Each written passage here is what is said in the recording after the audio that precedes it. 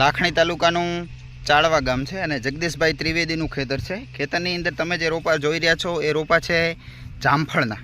અંદાજે આ રોપા મોટા છે અને આ રોપા તમે જોઈ રહ્યા છો એ નવા છે, એ નાના છે। મતલબ ટોટલ 500 રોપા છે જામફળના અને જામફળની અંદર બહુ મસ્ત સાઈઝ બની છે, જે આપણે બીજા વિડીયોમાં જોઈશું।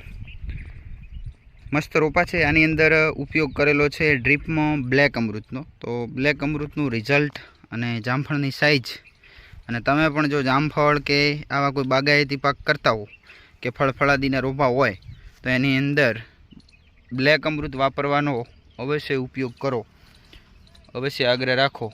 બ્લેક અમૃત છે પાયાની અંદર, એમના રોપાની અંદર, નીચે જમીનમાં પૃથ્વી અમૃત પણ આપી શકાય ખાતર તરીકે, અને ફંગીસાઇડ તરીકે ફૂગ અમૃત, અને એના ઉપર મેલો મચ્છી કે જીવાત હોય તો રક્ષા અમૃતનો ઉપયોગ કરી શકો છો।